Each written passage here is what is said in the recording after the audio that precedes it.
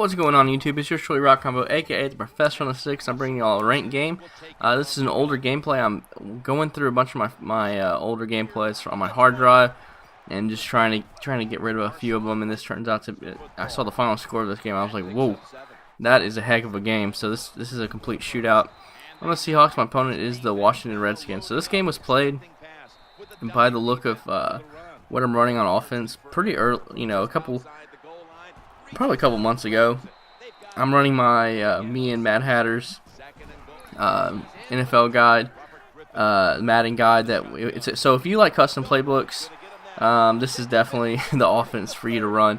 It has so much money formations and plays, but it's really well put together because you know, we mainly work out of the 3 receiver, a tight end, and a running back look, and so you can audible in between all those different formations, and it's really well put together. We recently actually also updated it not too long ago. So if you ever want to play a lot of ranked games and want to get in the top 100, this is the guide I use to get in the top 100. And it's super nice. The link will be in the description. But enough of that. As you can see, it's 7-7. I'm running the Cowboys Y out, just hitting up with the with a user catch. That route, the B route, is so nice because it's like a little double move. And there's not too many plays. I've been looking ever since I found this play at the beginning of the game for another play with that route, and I haven't found one without it. And so like that split close formation from the Cowboys playbook is really nice.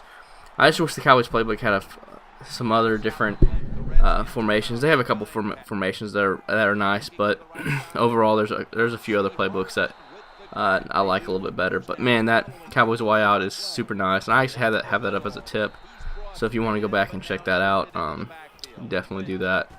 So it's 14-7. I'm feeling pretty confident. I'm up by 7 in the red zone, hoping to score, take a 2-possession lead, and that's when I really can put pressure on them and take a little bit more chances on defense, blitzing and you know, gambling a little bit and just trying to get that one last stop, and then it'll pretty much just shut him up, because I don't think he can stop my offense, and especially with this custom offense that I'm running, man, it's pretty tough for people to get stops on me. So once again, running this Cowboys Y out, he hasn't really been able to stop it, so I'm giving him a bunch of doses until he shows that he can slow it down.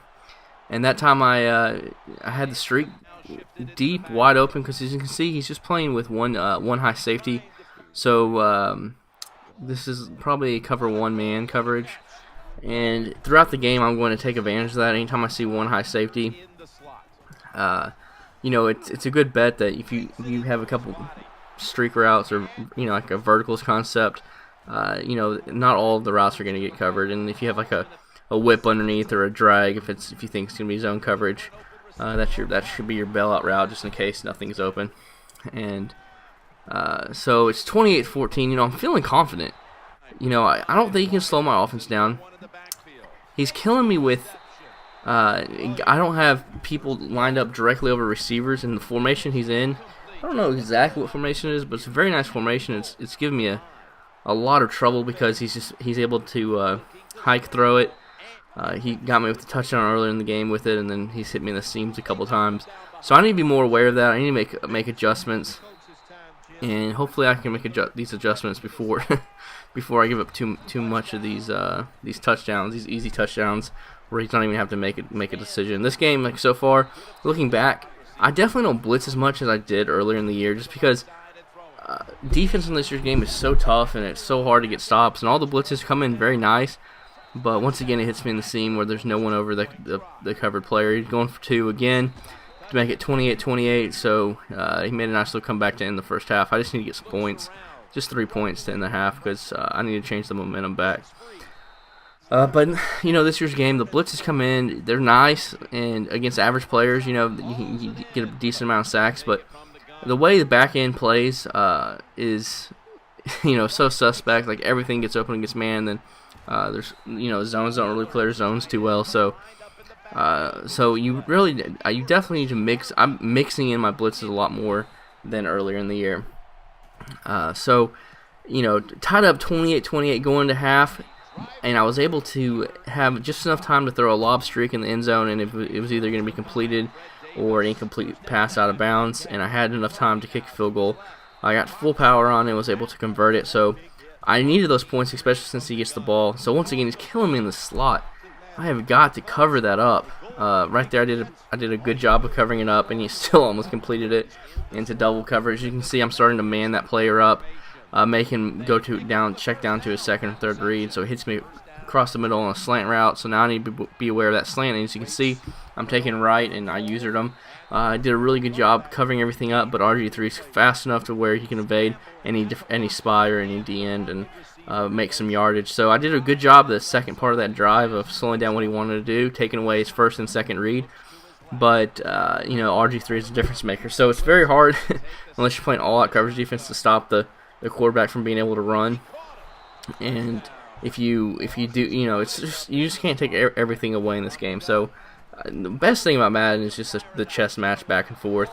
And right here, I figured he was going to have two drags coming across. I was able to do a good job of playing some good coverage on him, get a pick six to make it up a 10-point game again, another 2-possession game. I was up by 14 earlier in the game. He made a good comeback, and so he's going to try to do the same thing here. Hit me on the streak route. Once again, there wasn't a player directly over him, so he was just able to hike and fire it.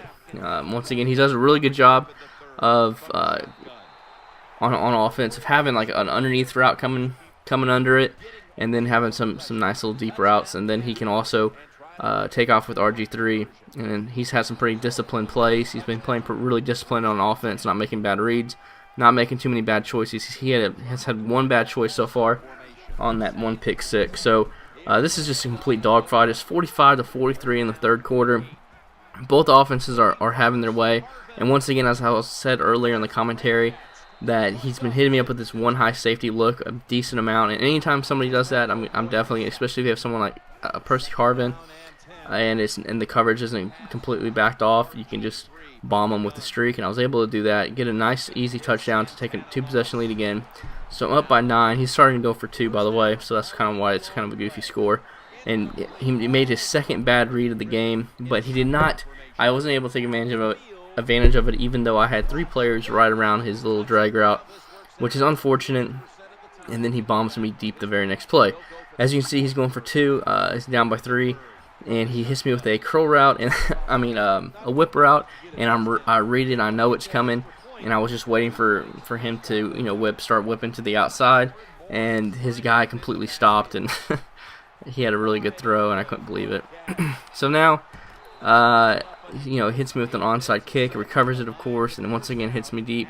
I'm doing a really piss-poor job on defense, just to be brutally honest with y'all, slowing down some of the quick throws that he's doing, like different streak routes. This formation that he's throwing at me is really giving me problems, because it does a really good job of the spacing that the receivers have. It does a really good job of playing zone coverage is very tough to do on this type of offense. I need to run more man coverage. What I probably should do, because he's not really hitting with the out routes and stuff, I should run just a 6-man dual edge man heat from dime or something, and just lurk the whip route, because that's all he's doing is hitting me up with these streak routes. So hopefully I can kind of figure this out. As you can see, dual drags and a wheel route, and a couple deep routes. So really good offense. Right there, that almost was picked. He threw that just a little late. That felt like Madden 13. He's throwing these streaks like it is Madden 13. So he's able to get another completion. Hits me with the drag route, just killing me with these drag routes and then these streaks, just like Madden 13. And he tried to swerve my spy, but I was able to get a little block shed and get the sack to make it 3rd and 8, and then play all-out coverage defense. But I should have had 2 spies there. Instead, I manned up those defenders. And so he had a seam to run up with RG3, get the touchdown the very next play. He keeps kicking onside kicks, which is definitely annoying. But he doesn't think he can stop my offense, and he doesn't think he can make the proper adjustments, I guess. So he was able to get one of them back, and it kind of makes you feel like you can get another onside kick back, even though onside kicks in this game are pretty much dead, which is actually nice, because in previous years it's been overpowered. So I give him a dose of his own medicine, hit up Russell Wilson for a nice little gain to the 2-yard line, get stuffed, and I hit him up with the QB sneak, get the touchdown to retake the lead by 1 point, sent a big gap pressure on him, and got the sack. And as you can see, I'm running some man coverage, taking away all of his reads. There's nothing open. I know that's not going to be completion. Sherman is just too big and too fast to get open. And then once again, I'm sending, like I said earlier in the game, I need to be sending this dual pressure from the edges and playing man coverage behind it, and I was able to jump. My defender was able to jump the route, get the interception, get the pick six. We're not to get the pick six, but get the interception. The very next play, get another pick off of man coverage. So I was able to stop those streak routes at the end, make the proper adjustments. Even though I gave up 65 points, I felt like I played pretty good defense in that second half, and he ends up quitting. So hope you guys enjoyed this commentary. Like, comment, subscribe, share this video, and I'll be seeing you on the sticks. Roll Tide.